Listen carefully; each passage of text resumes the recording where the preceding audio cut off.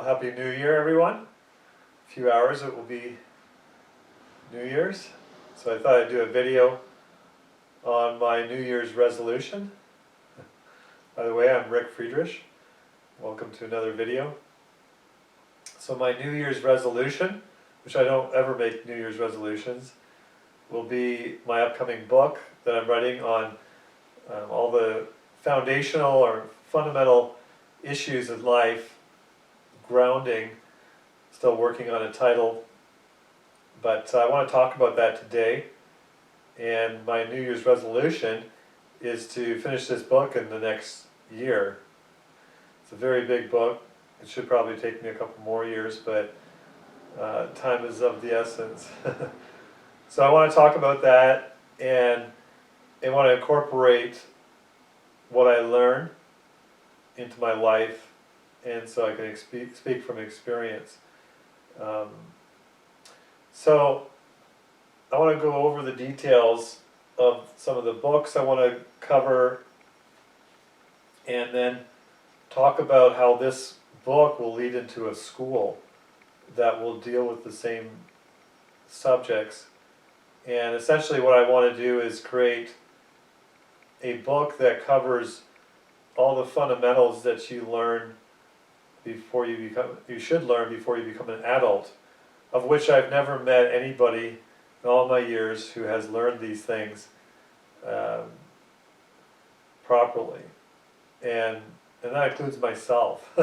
This is for me first and foremost, and I've talked about these things already in a previous video, but I want to get into a little bit more progress now that I've got the whole idea essentially worked out. So I want to do a school, and I want to talk about the logistics of the school and invite people to be part of that school, and also the school leading to a museum of sorts. So let's talk about the idea of the book first, and then we'll get into those particulars. But one of the things I want to do in this video is invite people, if they want to donate to the making of the book.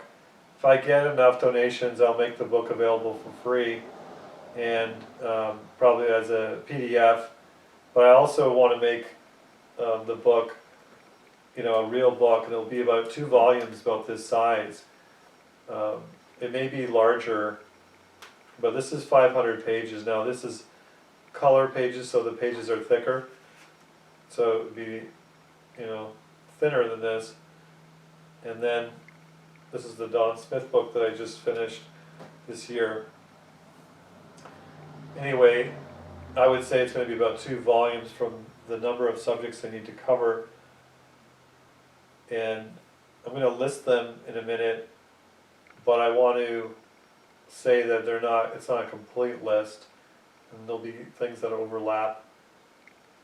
And this is going to be kind of like an open source thing, where it's a growing idea that will never be finished. In other words, it'll be a reference book in which there'll be always more and more information added and updated. So there's a lot of expansion involved in this, and as we bring things online, so forth, it will be a growing body in multiple formats, if you will. So what I want to talk about is really the book itself in some details. So the idea is trying to start at the beginning in all these different subjects of life. So we have the physical, we have the mental, and we have the spiritual. And you have 3 faculties in yourself, which are you've got your reason, your intellect, you have your sensibility, your sense of sensations, and then you have your choices, your willing. So these are the three departments of your being that you're consciously aware of. And so in the same way, we're going to cover those subjects and from the ground up. In fact, the first book that we're going to be covering, or which I'm going over right now, oops, is not in the pile here. Somewhere else. I forget where I put it. Anyway, it's mental philosophy, and it's going over those very subjects right from the get-go. So each subject we want to start from the ground up. So, for example, if you want to think about how to think, how to think honestly, how to think logically, how to solve a problem, work through a problem. Have you ever heard somebody give an argument or make a statement and you just felt like something just didn't add up? You just couldn't quite figure out what was wrong. You knew it was wrong, but you didn't know why. So that pertains to the subject of logic.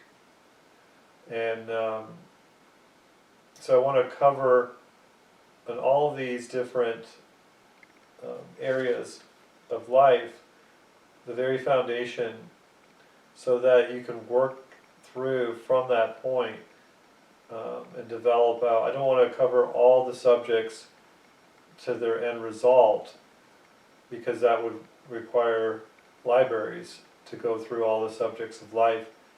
But I want to cover the fundamentals and the beginning, starting point, and build a solid foundation in which you can have confidence. Because that's what's lacking today, is real confidence. People are uncertain of everything, and then they're over-assuming of things. They over and under believe, which I've talked about many times, because they just don't know how things really work. So all these things are fairly self-evident. There's a lot of things that will be not self-evident, that are matters of demonstration, facts that need to be gathered. But when we're talking about truths of intuition, and there's a lot of things that are of certain, and there's a lot of things that are not. They'll never be certain. So we need to divide those and figure out the laws pertaining to all of these matters. So on the one hand, I want to encourage real confidence in certainty and certainty on truths of reason, and just like you would have mathematical, for example, the numbers, these are absolutes, these are clear, there's no doubt about them, there never can be, there never will be, and we need to develop those, especially with the moral truths in our day. And then there's matters that need to be demonstrated. These are matters of the physical sciences, for example, matters pertaining to health. We're going to talk about that in a minute. So these are matters that we're always gaining more understanding, and we conform to the light the best we can, and they're not expected to be perfect. So we need to divide those two things. People often confuse those two categories together. So I want to bring out all those categories. And I've studied some of these subjects. I haven't really studied much of, that I'll be covering in the book.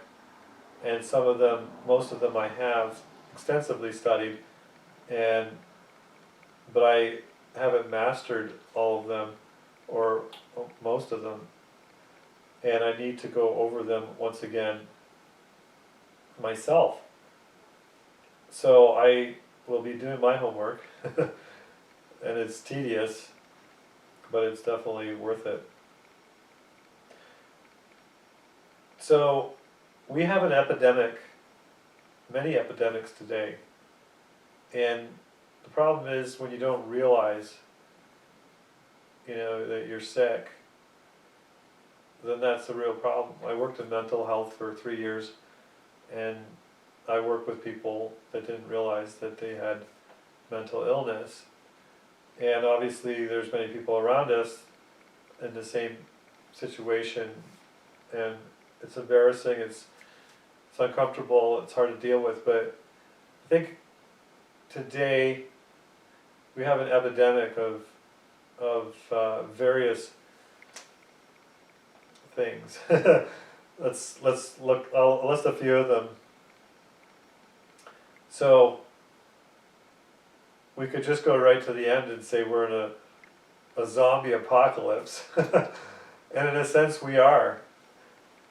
Just look at all those kids walking around with their cell phones. It gives you kind of an image of the disconnect with reality. There are circumstances around them, but I'm talking about much more serious matters, and in a sense we are sick. We're sick, and we're mostly needlessly sick, and we're just basically today thinking that this is normal. So what? Well, die of cancer, die of something, and struggle for years and get these illnesses, and it is what it is in people's minds. And it's not true. And I'm not saying, like one of these books here, Never Be Sick Again. Now this is a lot of truth in it, but the premise is not accurate. It's too absolute, it's too oversimplifying things. Health is a lot more complicated than what they're making it out. But it's not as complicated also as many doctors make it out with all of their prescriptions and so forth. That's complicated. But chemistry is complicated. It can be very involved. And our health is largely chemistry, although it's not just chemistry. Anyway, what I'm getting at is that we have sickness. It's an epidemic. It's not normal that we should all be so sick. And I think people generally know that they could do better. They don't know how much, they don't know where to begin. And there's this and that diet. I literally just got off the phone and we were talking about some particular diet my friend was talking about. So that word is defined differently for different people, but the point is that things aren't right. People know that they're not right, more or less. They just don't know how bad it is, and they don't know what it could be otherwise. So if you were always blind, you wouldn't know what colors were like. We were talking about that in my family, of color blindness in my family. We were talking about how, being able to see the different colors is vastly different when you can put on these glasses and all this and see it. And that's what I'm talking about, coming into that state in all these areas that I want to focus on in this book. All these areas coming to this, wow, I was blind but now I see experience. So health is something that almost everybody can identify, that you could be better if you were sick, you were incapacitated, and you got better. And now you feel so much different and you can function. Well, if you think about living the American diet, which is now almost the world diet, if you think about living that way and becoming healthy, it's like being sick and then becoming becoming your regular self, which I would call still sick. If you really look at your body under a microscope and you see what's happening at the cellular level, it's sick. It's functioning, but it's not to the next level that it could be. Of course, we have the highest level, which is um, when we die, our bodies become immortal if we go to heaven. Another subject, but so we have these various levels, right? Death, of course, is the worst level to be on. But if you think about being sick and then becoming normal, and the difference in your lifestyle between the two, it's going to be like that, being normal and then being healthy. And you know, a lot of people think that they're healthy, but they're not. In fact, most people who say, well, yeah, I'm healthy, they're not really. And then they're surprised to develop some kind of real, you know, cancer or whatever, thinking that they were healthy, and they really weren't. It's very easy to be mistaken in things. There's a lot of different things that are attacking us. Which brings me to another point, jumping ahead here a little bit, but the point that we're in a war. And we got to think about that. We have enemies attacking us, and one of the biggest enemies is ourselves. And self-indulgence, where we are, when we adopt the selfish principle, which says, you know, I'm not doing all that I know I should. You know, this is a very concerning statement when people say, I know I should do better. This is not acceptable. Now, it's depends on how you use that term or that statement. Some people might be saying it jokingly, or they could do better, but under the circumstance they really can't do better. For example, when you have to sacrifice your health for a greater good, that's fine, you know, if you have to.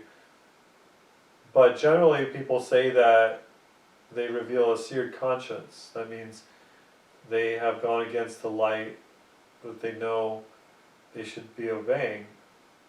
And so that's a laugh and a joke in most people's circles. But it is a seared conscience, and it leads to darkness. It is a form of darkness already. And so the worst enemy that people have is themselves, usually.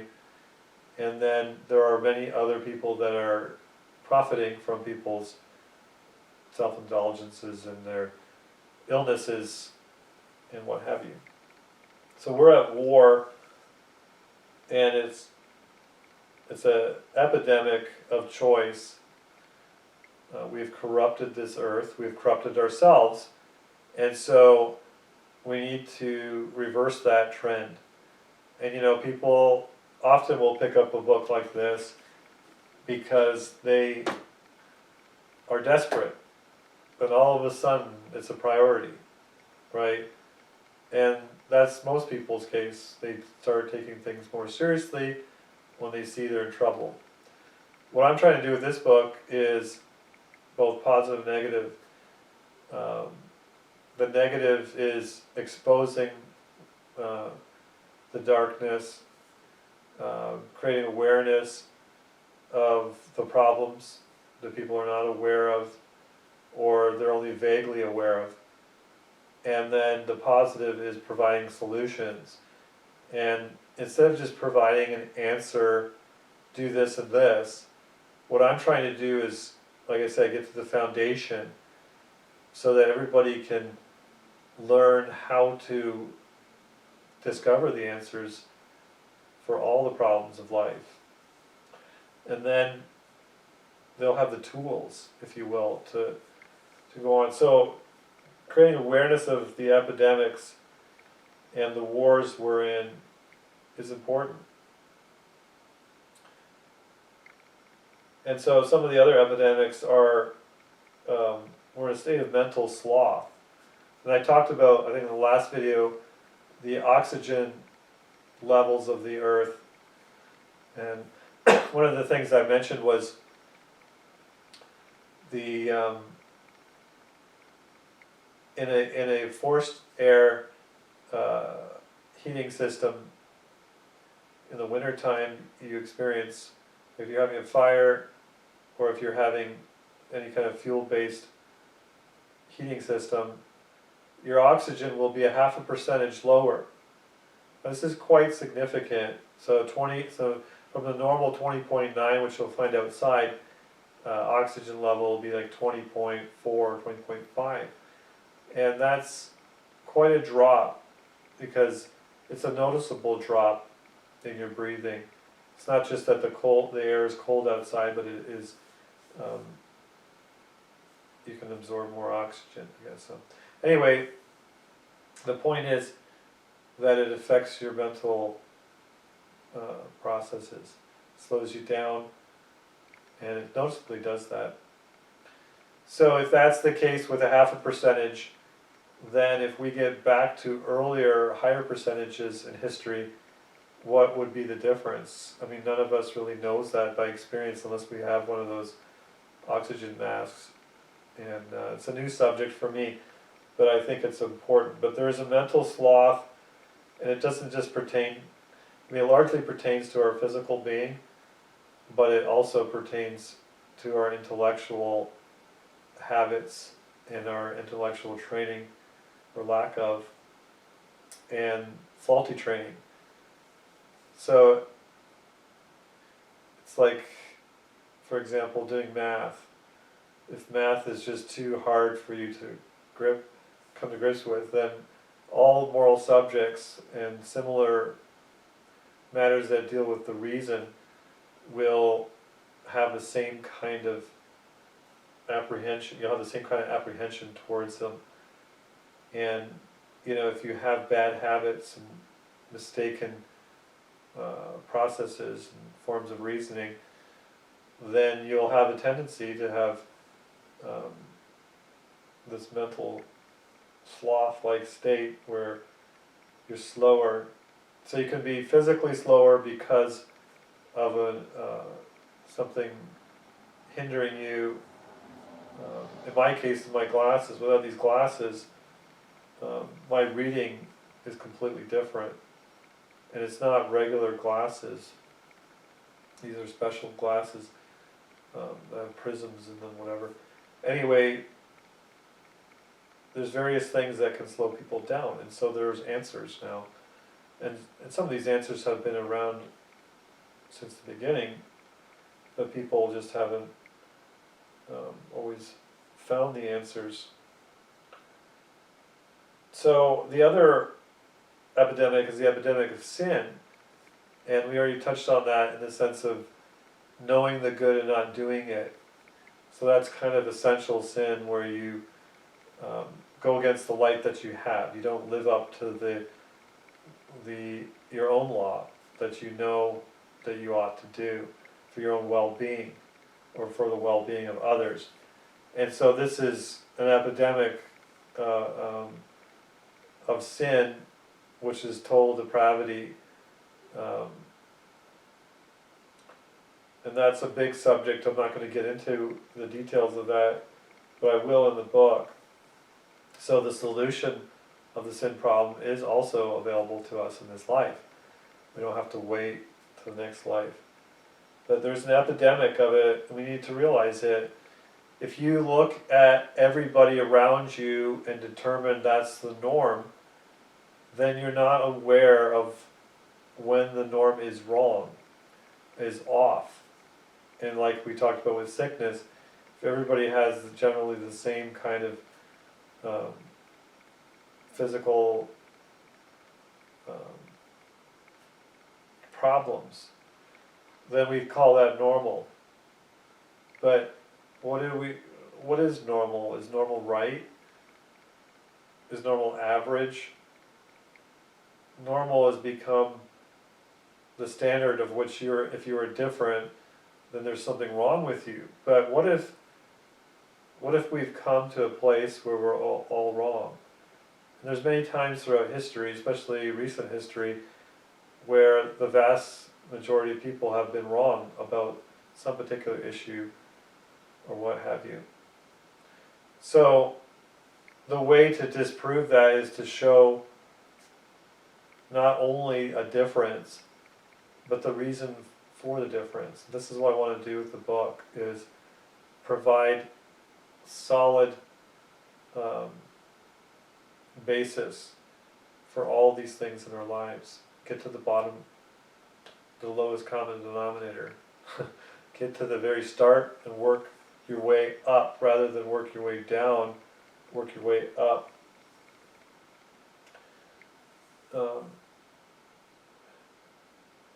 So physically, like I said, people are impaired, and this coming marijuana and drug epidemic is really going to challenge us. I mean, it's just going to, I mean, it is starting to overwhelm. There's documentaries now showing just the, like heroin and various drugs.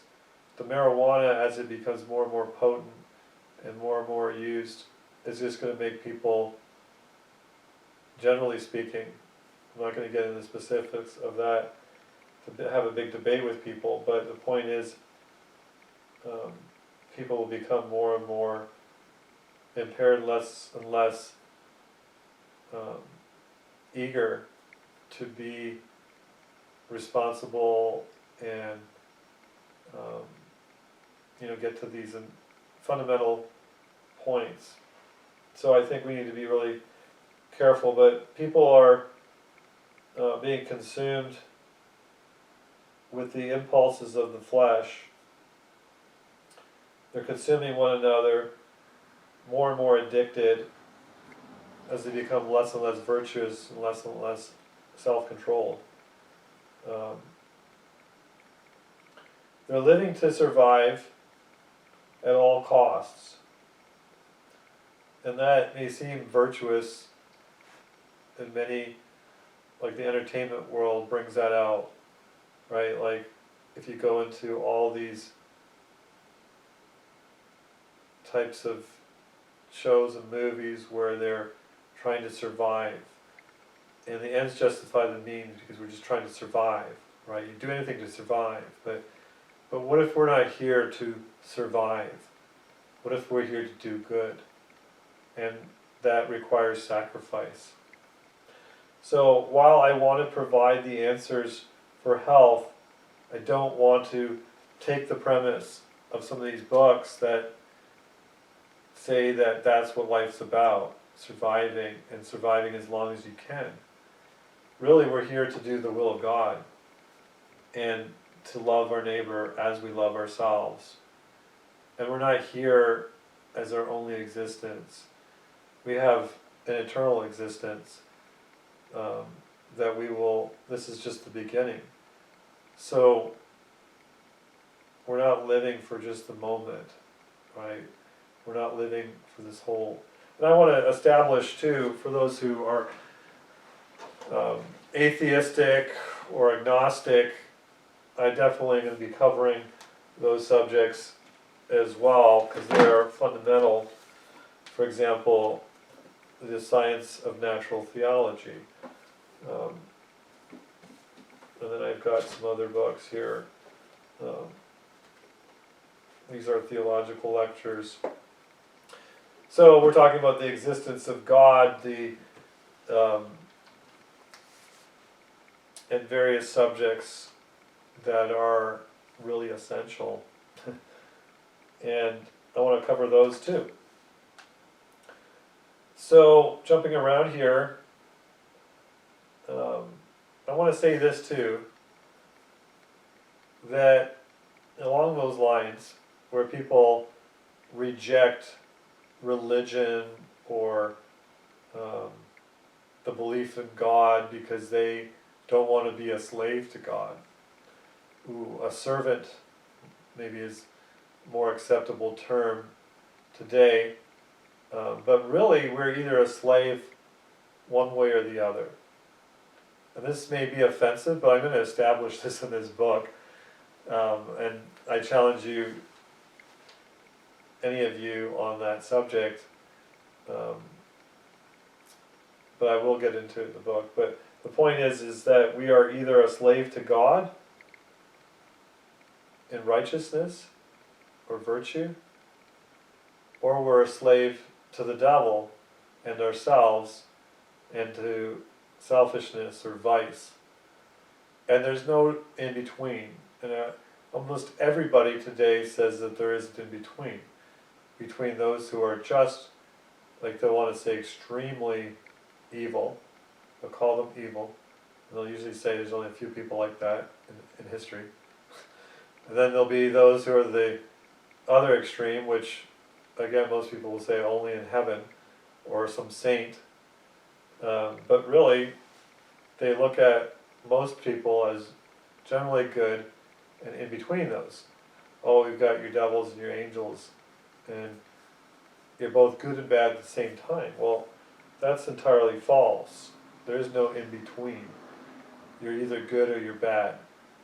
Now you could change from one to the other, but you're either good or bad. And you're either a slave, you're a servant, and you conform to all that is right and true and pure and good, which is essentially a servant of God, a slave, if you will.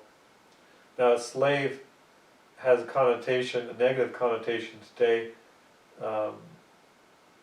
in which you're forced, you have no choice, against your will. We're not talking about that kind of situation, because you're not a slave of your choice. You make the choice. You're either one or the other. So you either serve one or the other. And people will say, well, I'm not a slave or a servant if I'm doing my own thing. I'm my own boss. But really, you're a slave to your own passions. And you know it deep down. So I want to cover those subjects in great detail. And as I mentioned before, this book right here is Systematic Theology, which is 2 volumes I published quite a long time ago by Charles Finney. And he talks about the nature of love here and the nature of selfishness in great detail, in which he brings out all those related subjects. So I want to get into that, the ground, the true philosophy, the true theology in regards to that. And so we're going to be dealing with the revelations, the natural revelation and the special revelation. The revelation of God is both of them, the natural and the special. The Bible being the special revelation, and I'm going to be establishing that beyond reasonable doubt. So that has been one of my specialties that I focused on as a Christian apologist, which is a defender of the faith, right? So I want to get into all the subjects that lead up to that, which again is the development of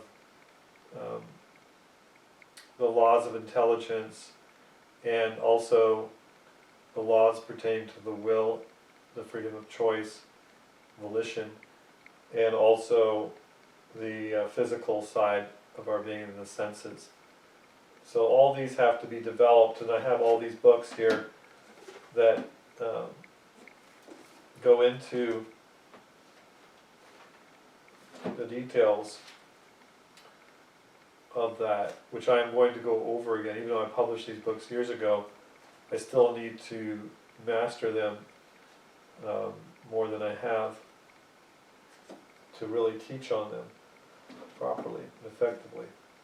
So I want to bring them out in kind of an outline form, and I'm still working through those details, in which this book is going to be a reference book, and it's going to be a kind of a summary, and I'll develop the very core principles, and then for more details see such and such books. And like I said, I want to bring out, make a school that covers all these subjects, and then they can go off into all sorts of details in those subjects once the foundations are understood.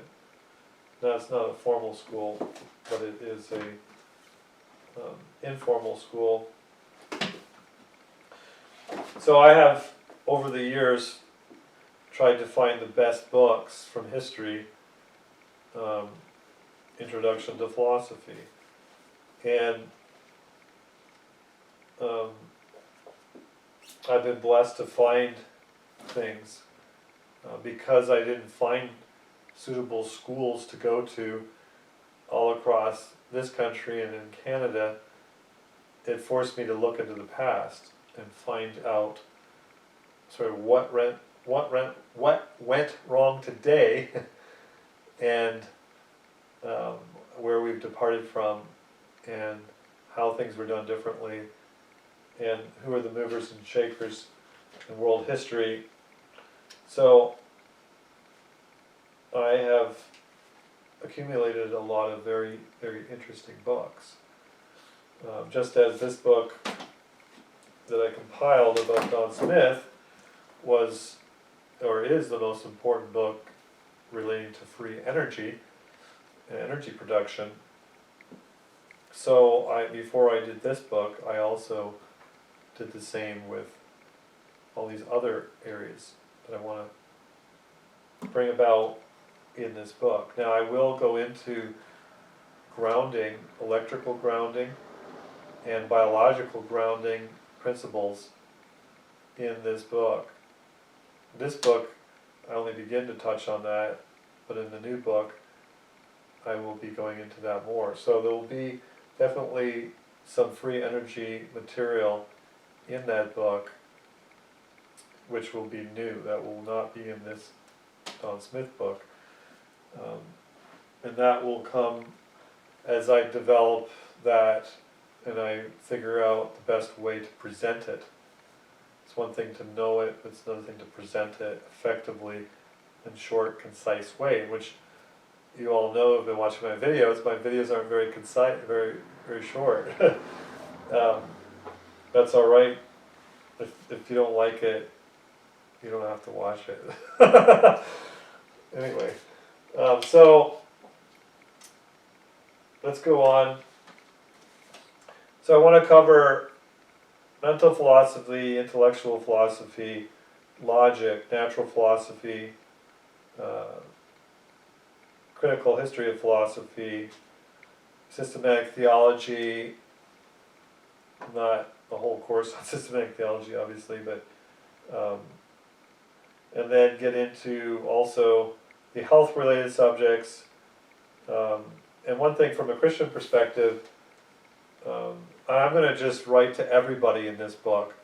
It's going to be for people who believe in God, people who don't, people who have Eastern philosophy, people who have Christian Western philosophy, and people who have biblical philosophy, which can be different than all of those. And I think everybody will appreciate something in this book, or many things, and probably everybody will disagree with many things, but I think everybody will be challenged and probably will appreciate the book if they're not offended by certain things they disagree with.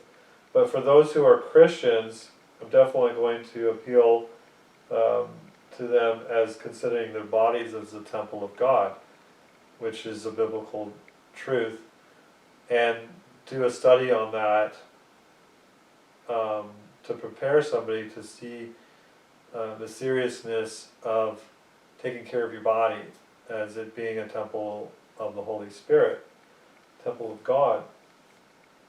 So definitely cover that as a kind of introductory foundation point, motivation point, and also, so it's going to be highly motivational, this book, and I'm going to make a real effort to make it very well illustrated and formatted in a very up-to-date, effective manner. And so the motivational factor is very important, that people feel that it's relevant. It's going to be probably a story with each chapter. You know, just obviously you have to make things entertaining, palatable, you know, relevant. Otherwise people are not concerned or interested. So then I want to cover the ideas of water fasting, and that's forgotten, and that's a huge, it has both a physical and a spiritual benefit to it. And related to that, meditation, I'm not talking about emptying your head, which is some people's form of meditation, but actually quieting yourself into being able to better focus on your surroundings, your health for one, but also your spiritual state, your plans and your mission in life, and so forth. Then I want to talk, like I said, about earthing, grounding, which is a new subject for me, so I can't speak much on it right now. But I have been using a grounding sheet, which made a big difference in sleep, and I don't have the book because I gave it away for a Christmas present. It's coming tomorrow, or next day, the new book. But it's a very good subject. I really want to introduce that and build upon that, or start from the ground up, pun intended. So oxygen, talked about that. I want to create, if I can, an atmosphere of higher oxygen levels. Somehow I have to really research that out so that I can encourage people to breathe higher oxygen levels like I did in history. Water, I want to get to the fundamentals of water, and I've had quite a bit of contact with customers who have been, water was their research, water treatment, pure water, treated water, and vortex water, and all sorts of things like that. So that's going to be in the book. And like I want to create a situation where it's a reference book, where it doesn't overwhelm somebody, where they have to figure out so much on one subject. I want to get to the bare bones of it, is what I'm trying to do with all these subjects. So water will be another one, dealing again with our polluted environments, and one of them being in the electronic age and all the radiation, dealing with that, getting to the fundamentals of that. What's important, what's not, how do you evaluate, what meters do you use? These may not be part of our normal or essential life, but they are now because they are part of our environment. So those kinds of issues I want to deal with. So these are kind of artificial fundamentals, things that didn't used to be but are now, the new reality. So I want to talk about addiction, because all of us have become addicted to sin. All of us have become addicted to prejudice, to being prejudgmental. And you can look down at people for being addicted to drugs, but most people are addicted to drugs. They just are more socially acceptable drugs. And like coffee is definitely a drug. And that's going to cause all sorts of emotions to rise right now. A drug is something that this is not being technical here, but so many words, let me just say that if you stop taking it and you have withdrawal syndromes, this is the indication of a drug. And a poison is something that is worse for your body. It's not good for your body, and there's definitely poison in coffee. The argument is that, I don't really want to get into debate about coffee, but it's an addiction, right? And I didn't finish my sentence, but I'm going to move on because I don't want to create a controversy about well, coffee. But it's an addiction, and there's many addictions in our society that are socially acceptable. And I just want to try and create the awareness that we need to be free of addictions, and we need to be in self-control, full self-control, to be totally whole, be holistic, to live to the greatest potential, and to experience the maximum happiness. We need to be free of that. So I want to cover the nature of addiction, slavery, physical and spiritual addiction. They go hand in hand, they overlap each other. This is where I'm saying that we can be a slave to our own self, and that's ultimately a slave of the devil, who wishes for us to be that way. So I want to touch upon, again, all areas of life. So I want to deal with law. There's books on law I have somewhere here, from leading law experts, and I've mentioned before someone like Simon Greenleaf. I want to touch upon natural law, of course, all the laws pertaining to our being, but I want to also talk about commerce law and all the laws pertaining to society, government, and so forth. And so Simon Greenleaf, so this is one of my books that I've mentioned in the past, where Simon Greenleaf was as Dane Professor of Law at Harvard University. Simon Greenleaf produced the greatest single authority on evidence in the entire literature of legal procedure. And so he was professor of law in 1833 to 1848. So he was instrumental in organizing the university's law program, and he wrote a treatise on the law of evidence, and it's, a classic in American jurisprudence. So I want to get down to these original. We could go back to Cicero, we could go back to Blackstone and all these other people, which I want to bring out the foundation of law in our culture and in history, and obviously not get into the final implications, which is where the controversies are battled. But see, that's not where the foundation is. Without a proper foundation for understanding law, your speculations are random. They're meaningless. They're just feeling oriented. Well, I don't want this outcome, so I will fight it at all costs, any way, with any fallacy.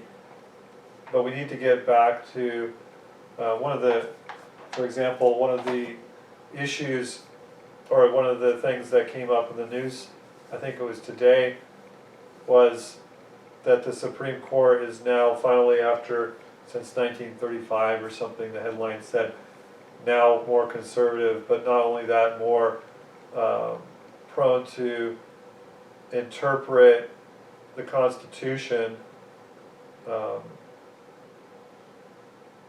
What did they say?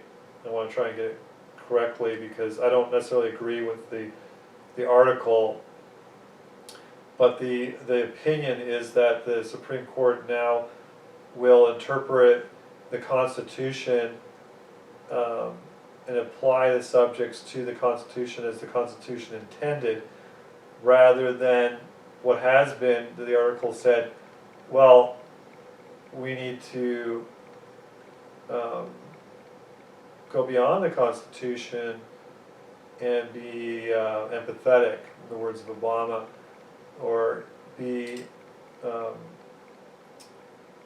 more situational, and so remove from the context of the Constitution when it was written and recognize the differences. And so there's a subtle difference between those two, and whether this article is actually representing these majority Supreme Court Supreme Court justices, I don't believe it's the case, because when I listened to what Kavanaugh said, or what was said about him, was that he, him being the deciding factor that tipped the balance, being that he said that he honors precedents, which would not be consistent with that. So in other words, if the Supreme Court has already established something, he's not really going to challenge that. He's not going to go against that, because it's precedent, it's firmly established. So that's not really, if somebody has previous Supreme Court's rulings have been not faithful to the Constitution, then he's not willing really to go back to that. He probably would say, yeah, I am, but it didn't appear that he was really committed to doing that and following the people who want to make the Constitution everything, which, I am not convinced that we need to worship this Constitution and have it the end all, because there's a moral law that the Constitution is supposed to be based upon, and the Constitution is the law of the land, but is it really? It hasn't really been, because people have not really applied it. So, we don't really have it as the ultimate authority anyway, but really it's supposed to be pointing to the moral law, right? The moral law of God is what it's based upon. So, if the Constitution is wrong, then that's a big subject, so I want to get into that. I don't want to get into the finer points of, but the foundation. Let's look at the Constitution. Let's look at the core subjects and the idea of law itself and government. There's a lot of different beliefs. I've walked and lived amongst people who are anarchists or who are pacifists, people who, I haven't lived amongst people who are anarchists, I shouldn't say that, but I've known quite a few people. I know how they think. Libertarians, conservatives, liberals, Democrats, Republicans. So let's look at that, the foundation of law itself, and then the politics, and way through the maze of it all. Get through it. So of course, dealing with money, which is part of that, commerce, trade, business. Again, what are the fundamentals? And these again are all subjects that a young person should go through in school, but the schools are taught in a very artificial environment, and they're controlled by big business. What is taught in the schools, people are conditioned to be slaves. They're conditioned to be selfish, and they're conditioned, and it's a politically correct selfishness that they're teaching. It's not so obvious. Well, it's becoming more obvious now. But these are all disguised forms of perverse, of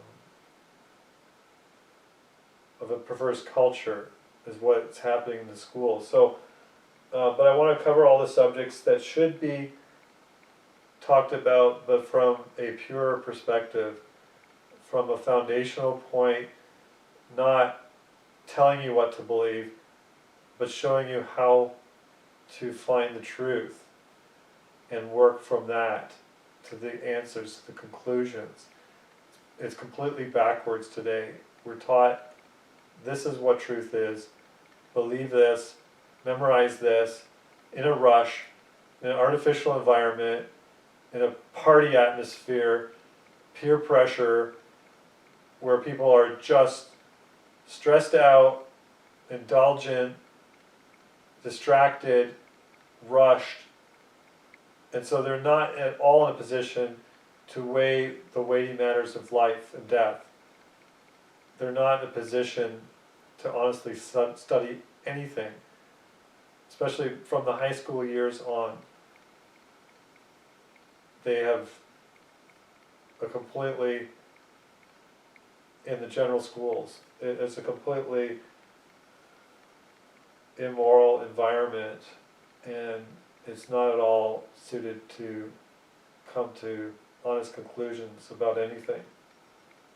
So all the schools are the exact opposite of what I'm going to be promoting in this book. But it's not as if somebody can't still go to a school and benefit from the book. I'm not trying to necessarily pull people out of schools or be anti-school in all that. Anyway, I want to talk about foundational things like abiogenesis. So, got some more books here. So, I was going to say 100 years ago. Feels like 100 years ago. 25 years ago, around. Yeah, well, maybe not quite 25 years ago. I wrote a book, one of my first books. Actually, this is my first book here somewhere in this pile. Oh, it fell off the edge there. My first book that I wrote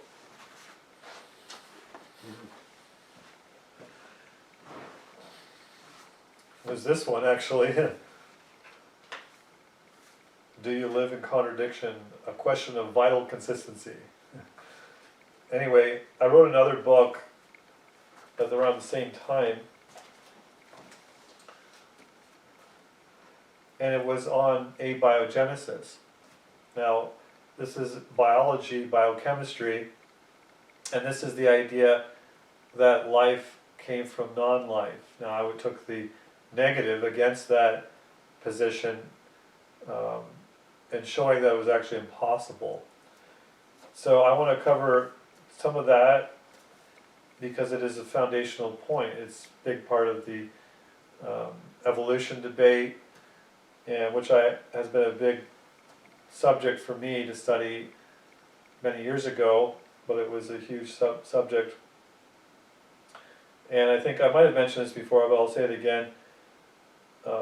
When I was taking, which would be considered the first year college course, it was grade 13 in Ontario at the time. We called it OACs, Ontario Academic Credit, and it was considered a college course. I studied biology, and my teacher was an anti-creationist. And he wasn't just an evolutionist, he was an anti-creationist. So I had studied the subject quite a bit before I entered the class, and in the class I politely questioned my teacher when he made dogmatic statements. So he was very fond of me, appreciated all my questions, and we had quite great dialogues. We had invigorating discussions. And I never let on whether I was a Christian or what my beliefs were. I just became the Socrates and asked the question, directed the conversation with questions and follow-up questions. And so I decided to get to the heart of the matter in the creation-evolution debate. Why focus on whether Lucy was a transitional form from apes to man, um, why get into stuff that is so um, meaningless when you cannot, when you have the biggest glaring gap between non-life and life. You have to bridge that gap before the theory is a credible theory at all, which it's not. Macroevolution or evolution between species in the common understanding of species is not a credible belief. And I can say that as somebody who was a skeptic and didn't want to believe what I believe now. Anyway, I got to the heart of the matter in that class, and I did my independent study on abiogenesis, life coming from non-life. And I focused on the Miller-Urey experiments in the 50s. And this particular book is one of them I'll bring out, which I brought out in my book, The Scientific Alternative to Neo-Darwinian Evolutionary Theory by Dr. A.E. Wilder Smith, which this is an older book, which was actually new at the time, from 1987, but it's still relevant today. And then I've got many other books. In this case, this is Dwayne Gish on the subject. So anyway, the point, I'll just, because I brought it out, I'm going to throw this out now.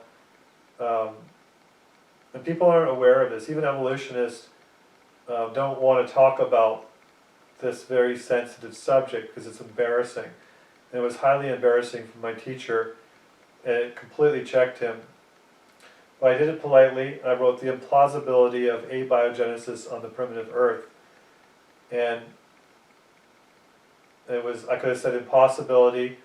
I didn't want to close ears. I wanted to approach it completely from the mouths of evolutionists themselves, right? So they're enigma, these points. And I brought out 7 or 8 points in the book that I wrote. And it was a small booklet, it wasn't some huge book, but it was to the point. And I want to bring up in shorter fashion in the book, the new book, these points. And what I'm saying about all this is I'm refreshing myself now, getting up to date on these subjects. But what had happened in my class, so I wrote this book, I presented it to the class, I went half an hour over my time allotted to me, and took up probably half of the time in the class, that period, and my teacher congratulated me, and I didn't quote the Bible, I didn't say God or anything. I just presented science, deductive science, empirical evidence, and a little bit of probability was in there as well, but raw science, which ultimately showed impossibility. So I'm not going to get into the details, but I'll give you one. So this is a really important point. So the amino acids in this experiment that was done, the amino acids that were created in the Miller experiment back in the 50s was to simulate, the purpose of the experiment was to try and simulate how life started. And so the idea was, if we have this right spark that we could conceive of happening back then, lightning, whatever, creates this ideal Frankenstein environment, if you will, that animates these, brings the molecules together and hopefully animates it and makes it living. So science fiction would just want to oversimplify things, like majorly oversimplify things. I mean, I could go off into like hundreds of details, but just a couple. One being, the whole thing did not include a membrane So in other words, the primordial cell that was supposedly believed to be originated at some point by natural processes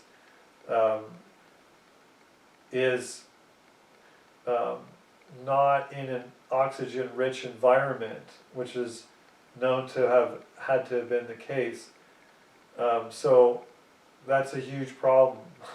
With oxygen, you would have had no ability to do any of these processes, so the experiments remove the oxygen. So oxygen is a huge factor that is missing from, and everybody knows that, nobody wants to admit it, really. But, so no membrane, right? The membrane itself had to be explained, which is very intricate. And again, I have a book that I just got the other day, The Design and Complexity of the Cell, Jeffrey P. Tompkins. And this is what you'd find in like first year biology, but giving you more of the facts that are neglected in the regular biology books, which I have, which is what I pointed out in my book. I quoted them, I said this is actually deceitful because it's a false representation, and the average student doesn't bother to check. They just assume what they're being told is true. So I brought that out, all these errors, but one of the biggest things I want to point out is what's called a racemic mixture, which means in the amino acids that were created under this experiment, and amino acids are like a building block of life for proteins and what have you, and they're essential ingredients for the building blocks of life. So they created some amino acids, great, but it's a lie to say that they created amino acids is essentially false, because they didn't create usable amino acids, and they were absolutely useless. And so it actually proved that the life could not have originated through natural processes. It had to have been a special creation. You had to have intelligence guiding it in numerous ways. But this is the reason why. So what happens is you have these amino acids, and think about them as little balls in a chain, like on a string. And so they have all these different amino acids, and they're connected together, right? Like this. Well, let's say it like this. Right? And notice the hands. The hands can't be this way. So the molecule can either be right-handed, or right-handed, my right hand in this case, left hand, right or left. But all of life has to have left-handed only, cannot have any right-handed. And so in any kind of natural environment, under any such circumstances, you have 50% mixture, always. And you cannot have that to have life. You don't have to understand all the reasons why, that's just a fact. So the point is, nobody seems to want to try and prove that anymore, because they know they can't get beyond that fact. So there's all sorts of facts like that that nobody wants to talk about in these biology books, except for the creationists. And so I brought these things up, and I had like 8 points, 7, 8 points, and my teacher says at the end, I congratulate you, you did a very good job, and I accept evolution by faith. And it was like, what? All the students were like, huh? What are you talking about? I think he was meaning I accept that part of evolution by faith, which is essentially what they would have to do. So this is a problem, because the scientific evidence clearly points to being impossible. And so if you apply that to any other point in science, you would say that this is not a valid theory. It's not worthy to be a hypothesis because it clearly goes against all the facts that we know. So for me, this is a compelling reasons. And what was more interesting than even the result of that evidence and that research was the sheer blackout amongst evolutionists on the subject. And yeah, I did find pieces here and there where some of them were being honest about it, but for the most part, nobody wants to admit it.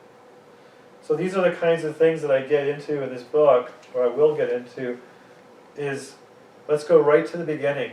Let's go to the horse's mouth. Let's go to the fundamental primary issues.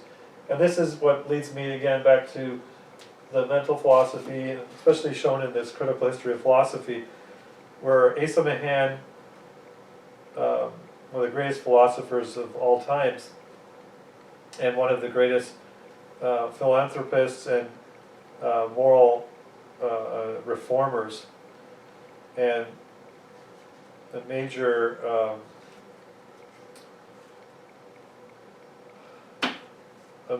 mover and shaker of history, American history, in better days. Well, anyway, he said that we need to get right to the foundation and not assume anything. And what happens is at the very beginning, people make a leap in logic. They make an assumption, and then everything follows from that point. And so everybody thinks, oh, it's nice and neat and tidy. But if the foundation is corrupt, if it's false, then everything else that follows can't be trusted. And so this is the case on all these subjects. We need to really carefully look at the foundation. All the different religions and philosophies of the world, where they differ at the very beginning. And people don't catch that. And you get all these debates way after the fact. And they're really arguing in circles, and there's no answer to them because they're not going right down back to the start. The very, like, if you're believing in presuppositionalism, where you presuppose something, you just decide to assume that something's true when you don't have a basis for it, then I can't help you. Nobody can help you because you've just created your own reality. So anyway, I want to get into all that, dealing with biology, dealing with geology. You know, those are two related subjects in what I was just talking about. Dealing with even the age of the earth. You know, the fundamentals there. How do we determine those things? And then we deal with physics. I want to get into that a little bit. Especially dealing with relativism, that my view leads to moral relativism. Then I want to get into also environmentalism. The news headline today again was that this new Democratic far left liberal Democrat is proposing environmental laws that will be radical. And I got to look at the details on that, but I really want to definitely promote a cleaner environment. But let's balance it out. Let's look at I can't really get into the details of personalities so much as let's look at the underlying issues that people are using environmentalism as a tool. People are rejecting environmentalism as a reaction to attached agendas.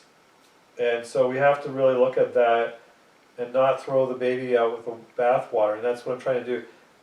Get rid of the idea of reactionalism altogether. Do not overreact and be rational. Don't be emotionally moved. I mean, we are emotionally moved, but don't let that influence your views, your judgment.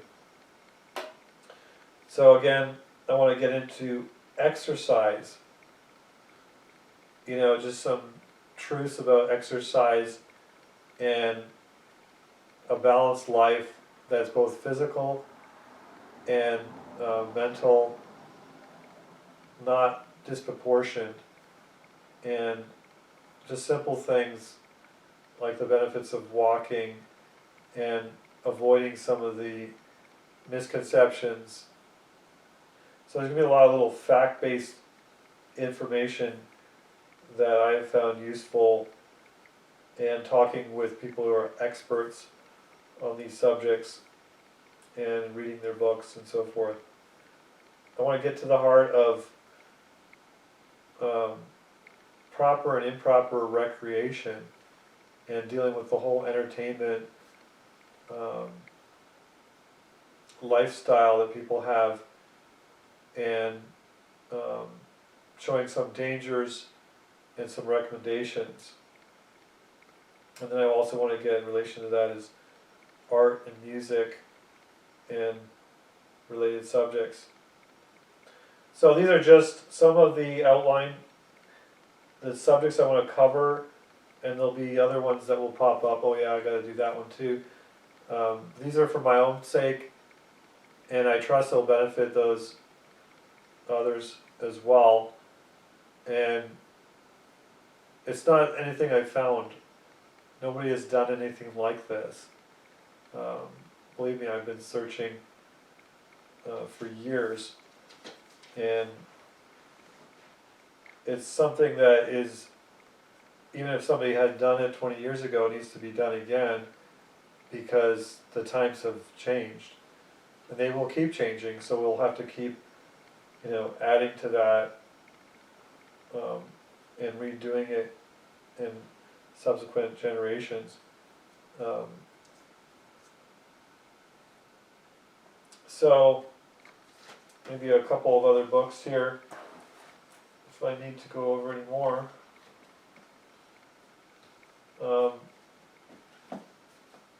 Like I said before, I want to cover issues pertaining to our toxic environment. In this case, this is about EMFs. lessemf.com, I think, has some information. They seem to be accurate in the little I've looked at them so far.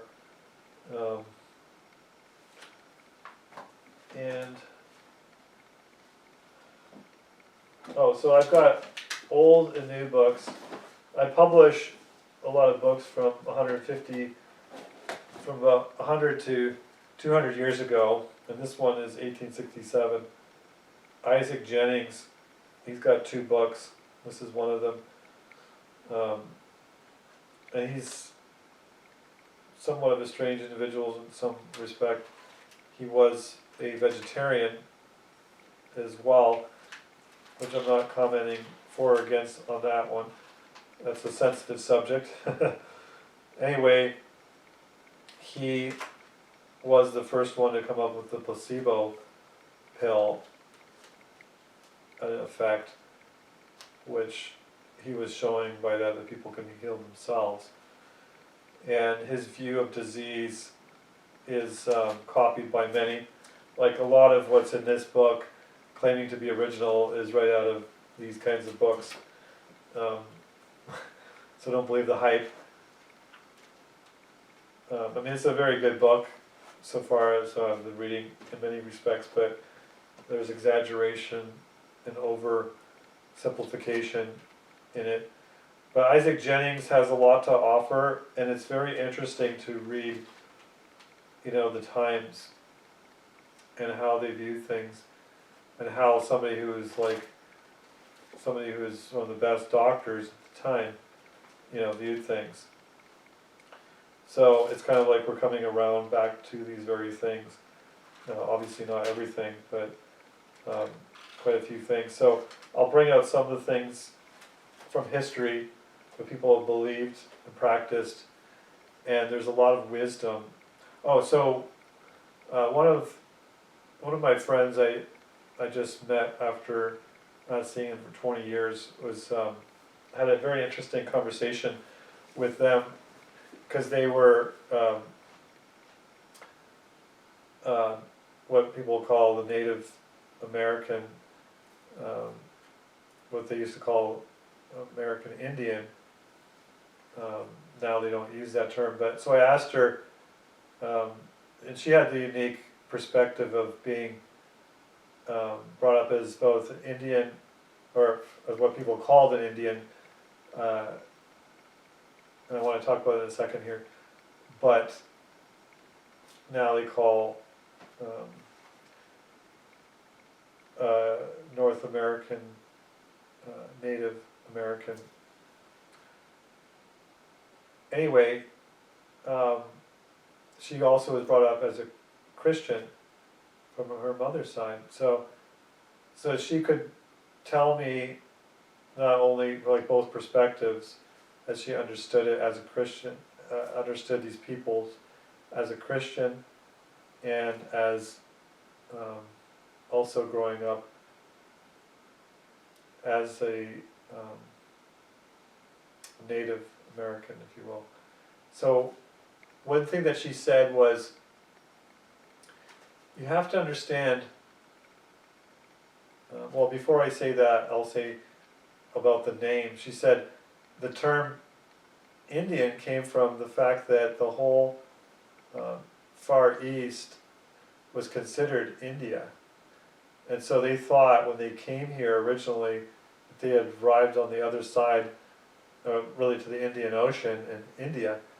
And so people were called Indians, which is completely different. They're completely different people. And so now we have people from India who are legitimately Indians wanting to be, and this is in Canada that I experienced this, or I talked with them and she was telling me the Canadian perspective. So in Canada it's very politically sensitive that you don't use the word Indian to refer to these people. So that was interesting, because I didn't really know a lot about that history. But she said something very interesting, which I want to bring out in this book, that you have to understand that all the things that these people were doing were essential. The practices, these people, they didn't really have the luxury of doing unessential things. There's a reason for what they did. Now, from her Christian perspective, she, said and admitted that over the years there were added spiritual understandings of what was going on. And so these were separate than the practice themselves. And obviously there were some mind-altering experiences too, that in some cases maybe they would have had a purpose for it, or it's a more controversial subject to get into. But she said even they would do, what did she say? They would detoxify, so they would actually create, what did she say, the smoke, or maybe it was incense or something, what she was saying. But she said this was a detoxifying experience to prepare them for the winter. Now, I didn't verify any of that, but what she was trying to get at was that all the things that they were doing was for a purpose. So, we were talking about grounding. I was asking her, I said, what do you know from your culture about grounding? And she shared some things, but I was very curious. I want to learn without adopting people's religious practices and those connotations that they put to them. Like, I do not believe that we can trade our personalities with an animal, or that we can astral project or anything like that. That to me is not real, if you will. That's how I understand it. But I can look at the practices and learn the wisdom of the ages through various cultures. And one of them, like I talked about earlier, is grounding. So for me it's very important to understand what we're doing wrong today, where we departed from that, and the wisdom of the ancients, and the wisdom of the modern age, if we have any. And I'm not denying that we do have a lot of wisdom too. So we got to take the best of both worlds. So anyway, that was a very interesting point when she said that you've got to understand. And it just never quite clicked, that point, that, you know, they didn't have the luxury of doing things that had no purpose to them.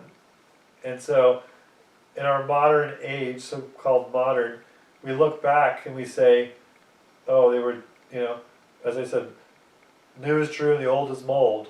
You know, let's forget about the old, because what could they have known? They were savages. They were, you know, evolutionarily primitive in people's minds. But that's all a bias. Actually, the opposite is true. We've had we've had more mutations over the years, so our gene pool has become corrupted. It has gotten worse, not better. And nobody can prove an actual advantage to a mutation. You know, there's always either no noticeable difference, which is very rare, or a severe problem. So we're getting worse. You know, if we bring physics into it, into biology, we would say, hey, you know, the supposed second law of thermodynamics and entropy, the things are running out, they're getting worse, and obviously we're polluting the planet. We're doing greater and greater evil over time. So the science is there that things are getting worse biologically, not better. So, you know, but anyway, the wisdom of the ages, let's learn from that. I want to do that as part of the foundation of our culture. You know, we're all kind of related to each other now. If we look at our genes, we all go back to the same one ancestor. And the thing is that, what was the point I was going to make about that? Anyway, I forgot the point. But if we want to learn, we want to learn from we are all biologically related to each other. We can look at the DNA and we can see, you know, especially over the last, you know, 100 years, there's a lot of mixing. And, well, last several 100 years, 500 years especially.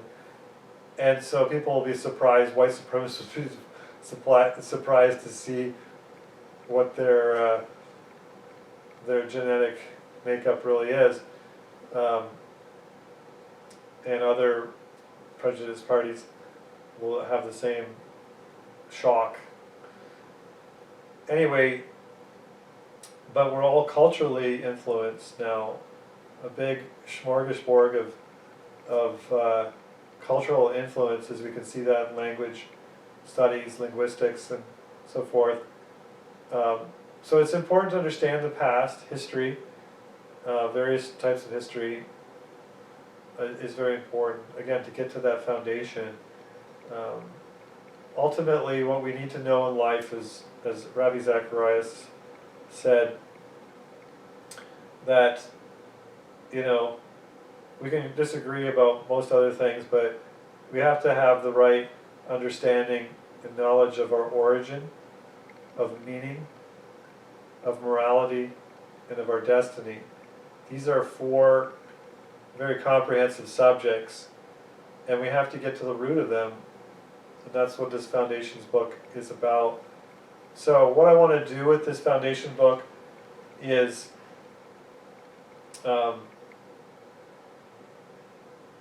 I want to help people with it, teach, I want to learn myself, and then I want to, like I said, create a school. And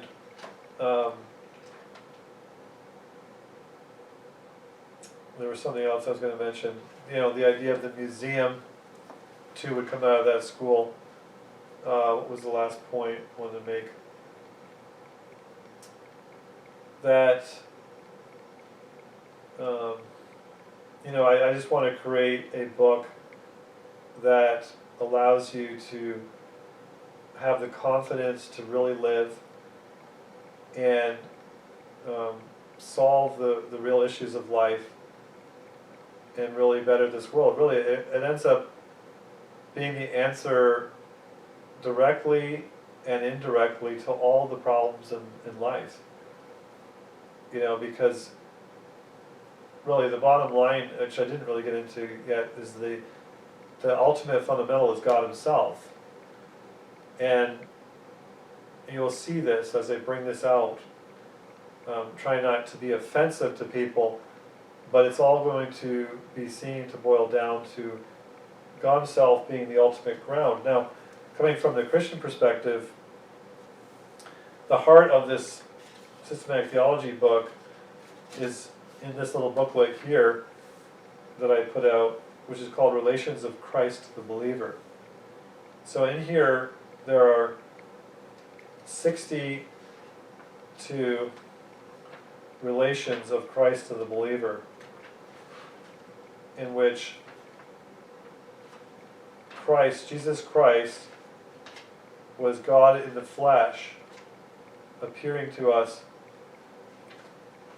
for about a moment in history, but being able to walk beside us for the rest of history and throughout all eternity. So the ultimate grounding, the heart of that systematic theology is these relations of Christ to the believer. And so from a Christian perspective, this is the ultimate ground. This is the ultimate. And so there's 62 relations in which these are actual names, offices and names, where Jesus has taken on the idea of being the light of the world, right? The teacher, the instructor, the king of kings, the advocate, the redeemer, the justification, the repairer of the breach, the propitiation for our sins, the wisdom of God, our sanctification, our all in all, our high priest, so forth and so forth. The Alpha and the Omega, the beginning and the end. I'm just going to go through mentioning so many of things. So when Freud said that Christianity is just a crutch, he's right. Absolutely right. We are feeble beings. We are lost in and of ourselves. Man is not the measure of all things. God is. You're not a measure unto yourself, just like I showed in this book here. I offset the type, the illustration, or the name here, just so that you'd focus on this, because it's so vitally important, of this man climbing up a ladder and then trying to pull the ladder up to himself as if he's on a foundation of the air, right? It's like you're in a dream, you're thinking that. Well, this is the Freudian belief that we, secular humanists, believe that we are the measure of all things. We're the Nietzschean Superman, that we just need to, really ignore reality and the foundation, the real foundation of things. So God in Christ is our all in all. He is our crutch, because we were made to depend upon Him. He's the source of all things. He's the giver of all good gifts. And we are never complete outside of Him. In Him we live and have our being. As the old poet said, He is the truth, capital T. He is the true light. And there are many false lights. So we have all of our essence. He's the true vine. So the true nourishment, the true bread and water. these are capitals. They're not being, not to misunderstand and say that we eat his blood like cannibalism, but we nourish from his spiritual essence, right? People want to be one with nature, but they're missing the point. You need to be one with the Creator, and the creation is not the Creator. There's a mystical union between creation and Creator that is beyond words, but don't get mixed up in that. So we need to have that, understanding and that experience where we enter into, as a branch. We're not separated from the branch because the branch withers and dies apart. That's what we're doing. If we violate natural law, we separate ourselves from the Creator in all the ways that we violate his laws. And so you walk off a cliff, you're going to suffer the consequences and fall to the ground. So in the same way, we separate ourselves from God. The more we do that, the more we reap what we sow in due time. Sometimes it's immediately that we see the results. But just because we don't see the results don't mean that they're not coming, of separation. So he is the source of love. All love comes from God in that context. We cannot truly love our neighbor if we do not love God and acknowledge him in all of who he really is. If we treat a human as we do an animal, we're disrespecting them, right? So how much more if we don't even acknowledge God, or if we treat him as less than we treat someone whom we love. So we cannot, natural law implies true respect and adherence, allegiance to the King of Kings and Lord of Lords, and to the God in heaven, and not to a false God, or, like I said, we are either serving God or we're serving something else, which is idolatry and deception. So I want to get into that. It may be offensive. People might be like, oh, Rick, you don't know what you're talking about, whatever. Whatever. I was a skeptic myself, and I found all my excuses. But in the end, deep down you know what the truth is. If you're just willing to walk the path of truth. So I look forward to doing this, and if people want to support it, I'll appreciate it. I'm going to do it one way or another because I need to. This study, it's going to be my main focus this year. I'll still continue on with the free energy stuff and the business stuff. There's a lot more coming along those lines, and some of that will overlap.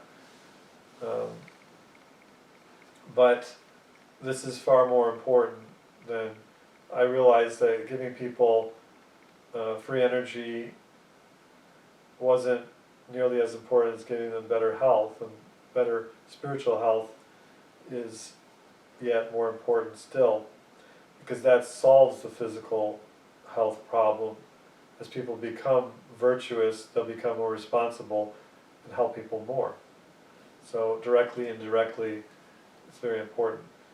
So so the school, the book, maybe the museum. That's the point. I was kind of rambling around right now trying to think of what it was that I wanted to say. Well, so latest development, I've been talking about this earth sheltering for some time. That will be part of the book. And I talked to a friend of mine who's a architect in New York, and what we'd like to do is create a community, not a community, like a commune. I don't want to do a commune or be part of a commune, but create a place where we can exhibit ancient and modern technologies and a living community that is similar to some of the European and Central American models. Now I have a little bit different model than my friend, and I guess it's depending on the context of what you want to do, where you want to do it, but I'd like to maybe make this school merged in with this idea of modeling these technologies. So what we're working with is earth blocks, earth sheltering, mixing, you know, also lime,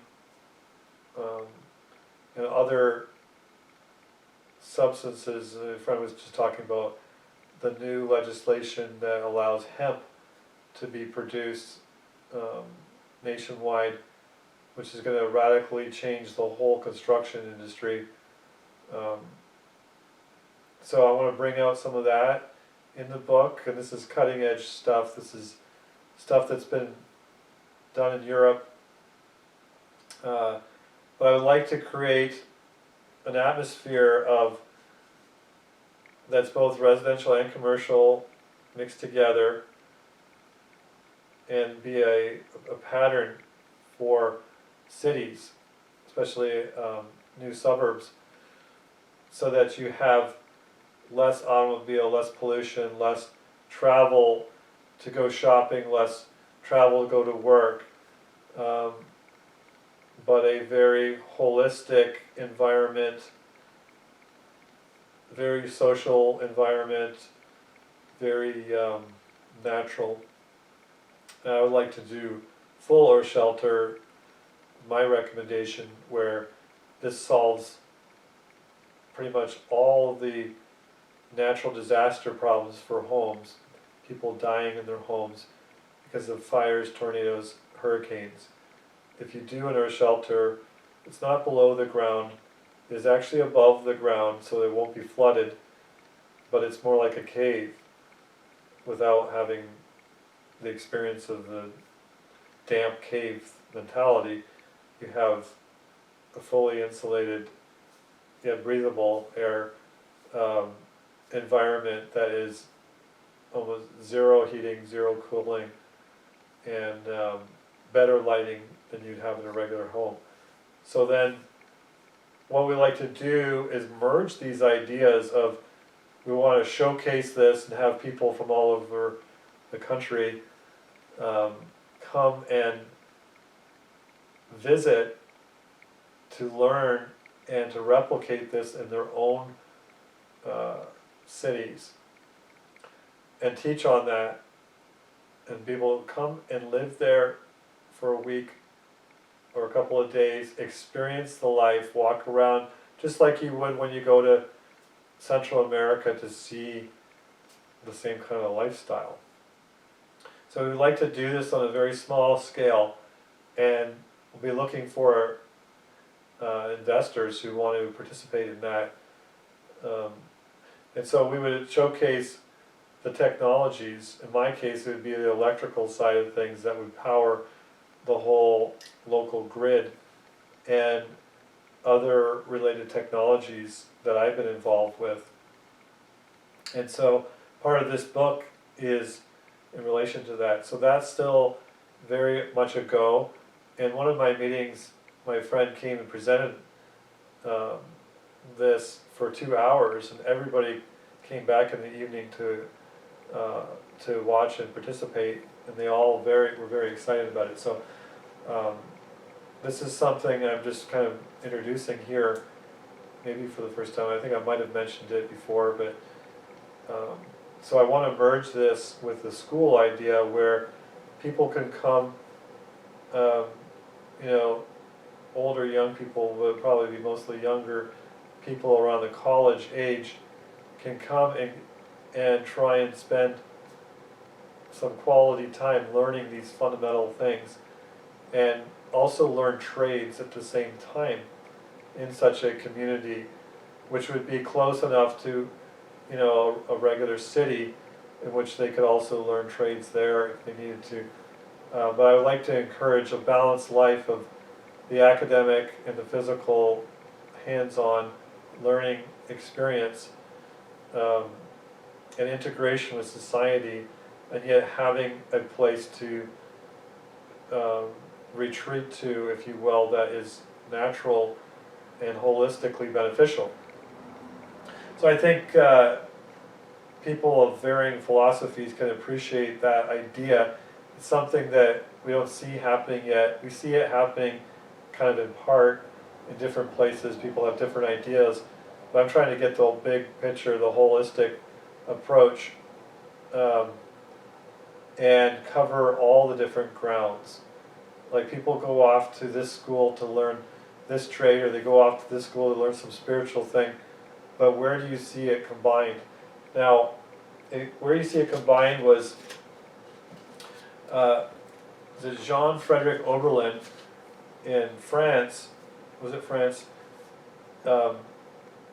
Way long ago, 200 years or so ago, well, almost 200 years ago, he had this community where he was like a reformer and helped them out, and this kind of thing happened several times throughout history, where someone or a group of people helped or established a community that was blessed. You know, it was there was real peace on earth there.